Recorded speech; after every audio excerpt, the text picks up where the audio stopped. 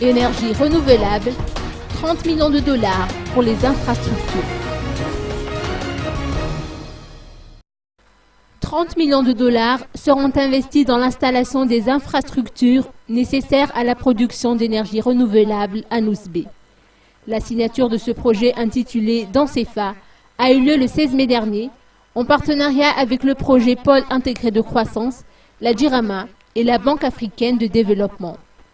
50 000 personnes devraient en bénéficier, a indiqué Abdelkrim Benjebour, représentant de la BAD. Nousbé a été choisi pour son potentiel touristique et pour sa faible production en électricité, a-t-il ajouté. Néanmoins, d'autres localités seront également privilégiées. Oui, donc il s'agit d'un don de la Banque africaine de développement et du gouvernement du Danemark. Les fonds sont exclusivement dédiés au projet d'énergie propre et renouvelable. S'agissant de Madagascar et de Nosy Be en particulier, donc il y a déjà un projet d'envergure financé par la Banque mondiale qui est le pôle d'intégration intégré de croissance et dans lequel il brasse plusieurs secteurs et plusieurs domaines, notamment l'énergie. Et donc la banque vient pour mettre dans le panier collectif ce don pour pouvoir réaliser les études de pré-faisabilité et de faisabilité de ce projet d'énergie renouvelable qui devrait en théorie produire 8 mégawatts supplémentaires exclusivement réservés pour la consommation énergétique propre de l'île. L'île est connue par son potentiel touristique élevé.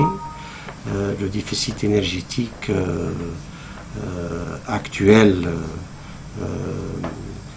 n'encourage pas la promotion de ce secteur et par conséquent il y a lieu de venir avec ce complément-là pour rétablir un peu la suffisance et d'abord du secteur touristique et puis ensuite les habitants de l'île puisque plus de 50 000 foyers vont bénéficier de cet apport supplémentaire d'énergie propre.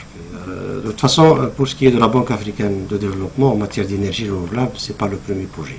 Nous avons déjà accordé un financement à un projet d'envergure de 7 mégawatts du côté d'Antirabé et qui participe dans la production nationale à Madagascar pour l'équivalent de 7%. Donc c'est pas négligeable. Ça c'est le deuxième projet, mais la liste est encore longue et d'autres projets vont venir. Madagascar étant qualifié de pays très grand, bien exposé au vent, très ensoleillé, riche en matière de pluviométrie, avec un relief adéquat.